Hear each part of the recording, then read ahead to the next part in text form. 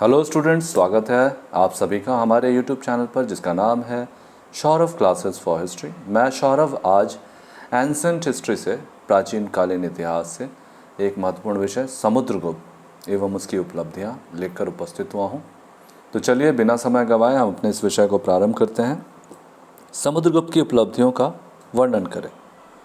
गुप्त साम्राज्य को साम्राज्यवादी अभियानों द्वारा निश्चित गति, दिशा और विस्तृत स्वरूप प्रदान करने का श्रेय समुद्रगुप्त को है। हरिसेन द्वारा रचित प्रयाग प्रशस्ति गुप्त साम्राज्य की जानकारी हेतु प्रामाणिक स्रोत है। इससे हमें समुद्रगुप्त की उपलब्धियों पर प्रकाश डालने में सहायता मिलती है। 335 ईस्वी में समुद्रगुप्त गुप्त वंश का शासक बना। उस समय भारत एक विखंडित राज्य था। इसी विभाजित राज्य एकीकृत करने के उद्देश्य से समुद्रगुप्त ने साम्राज्यवादिता की नीति का अनुसरण किया और एक विशाल साम्राज्य स्थापित किया। समुद्रगुप्त ने अपनी दिग्विजय नीति का प्रारंभ आर्यावर्त से किया। इस क्रम में उसने अछूत नागसेन, गणती नाग, चंद्रवर्मन, रुद्रदेव मातिल, नागदत्त, नंदी बलवर्मन इत्यादि शासकों को पराजित किया और उनके राज्यों को अपने साम्राज्य में मिला लिया। उत्तर भारतीय राज्यों को मगध के प्रत्यक्ष नियंत्रण में लाना समुद्रगुप्त के लिए अति आवश्यक था। वह जानता था कि उत्तर भारतीय राज्यों को एक राजनीतिक छत्रछाया में लाने के बाद ही अखिल भारतीय साम्राज्य के लिए कदम बढ़ाया जा सकता है। समुद्रगुप्त इस तथ्य से भी अवगत था कि भौगोलिक असुविधा तथा प्रशासकीय समस्याओं के कारण पाटलिपुत्र से सुदूर दक्षिण पर प्रत्यक्ष शासन स्थापित करना अत्यंत ही कठिन था। अतः उसने दक्षिण के शासकों को सिर्फ पाटलिपुत्र का आधिपत्य स्वीकार करने एवं नियमित रूप से कर देने के लिए बाध्य किया। दक्षिण भारत पर विजय के क्रम में उसने कौशल, कुरुल, पुरुषपुर, कांचीपुरम, वेंगी, देवराष्ट्र आदि को पराजित किया। समुद्रगुप्त ने उत्तर प्रदेश के गाजीपुर जिले से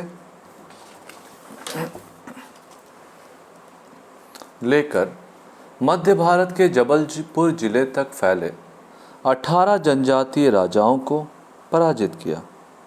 उत्तर पूर्व में पूर्वी बंगाल के समुद्र तट तक का राज्य डवाक, कामरूप, जालंधर और संभवतः नेपाल को भी उसने अपने साम्राज्य अंतर्गत शामिल किया। समुद्रगुप्त ने मालवा, पंजाब और राजस्थान को भी पराजित किया, परंतु उसने इन राज्यों पर भी अप्रत्यक्ष शासन कायम किया। वस्तुतः समुद्रगुप्त की सीमांत नीति सूक्ष्मदर्शिता का परिचायक है। ये गणराज्य मध्य एशिया के विदेशी राज्यों एवं गुप्त साम्राज्य के बीच निरोधक शक्तियों के रूप में विद्यमान थे एवं पश्चिमोत्तर सीमाओं के संभावित आक्रमणों को रोकने के लिए गुप्त साम्राज्य के लिए लाभदायक हो सकते थे। वैसे भी भौगोलिक असुविधा के कारण सुदूर प्रांत में शासन कठिन था। इस प्रकार समुद्रगुप्त ने जिस विशाल साम्राज्य की स्थापना की वह पूर्व में ब्रह्मपुत्र, पश्चिम में यमुना, उत्तर में हिमालय और दक्षिण में नर्मदा तक विस्तृत था। इस सीमा के अतिरिक्त भी प्रायः सभी भारतीय राज्यों पर समुद्रगुप्त का प्रभाव था। समुद्रगुप्त ने अपने विजय अभियानों द्वारा उत्तर वैदिक काल से आरंभ हुए साम्राज्यवाद को पुनः प्रतिष्ठित किया। कनिष्क के पश्चात उसने प्रथम बार अव्यवस्थित उत्तर भारत को संगठित किया एवं विंध्य पार साम्राज्य स्थापित करके उत्तर एवं दक्षिण भारत को पुनः एक राजनीतिक छत्रछाया में लाया। उसने राजतंत्र के कट्टर विरोधी गणराज्यों को शक्तिहीन करके राजतंत्र को सुदृढ़ किया। एक विजेता के रूप में समुद्रगुप्त को नेपोलियन के समकक्ष रखा जाता है, परंतु जहां समुद्रगुप्त का साम्राज्य दीर्घकाल तक स्थायी रहा, वहीं नेपोलियन का विजय अभियान अस्थायी प्रमाणित हुआ। समुद्रगुप्त की प्रशासनिक संगठन की जानकारी अत्यल्प है। समुद्रगुप्त द्वारा गठित शासन प्रणाली में सामंती प्रथा का आरंभ हुआ। फलस्वरूप भारतीय राजनीति में विकेंद्रीकरण की प्रक्रिया शुरू हो गई थी। इस काल में ब्राह्मण धर्म की गरिमा में भी वृद्धि हुई थी। समुद्रगुप्त का ब्राह्मण धर्म समर्थक होने के बावजूद वह अन्य धर्मों के प्रति उदार रहा एवं सहिष्णु रहा। संस्कृत ने अपनी स्थिति सुदृढ़ की। हरिसेन तथा सुबंध समुद्रगुप्त के दरबारी विद्वान थे। इस काल में कला का भी विकास हुआ। इस प्रकार से जब हम इसका निष्कर्ष देखेंगे, इस प्रकार उपर्युक्त अध्ययनों के पश्चात हम इस निष्कर्ष पर पहुंचते हैं कि समुद्रगुप्त की उपलब्धियां राजनीतिक दृष्टिकोण से अत्यंत महत्वपूर्ण हैं।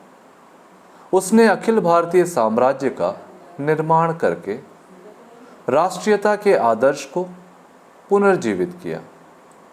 जिस प्रकार अशोक की महानता की पृष्ठभूमि का निर्माण चंद्रगुप्त मौर्य ने किया, उसी प्रकार चंद्रगुप्त विक्रमादित्य द्वितीय के चरमोत्कर्ष पर अवस्थित गुप्त साम्राज्य को ठोस आधार समुद्रगुप्त ने ही प्रदान किया।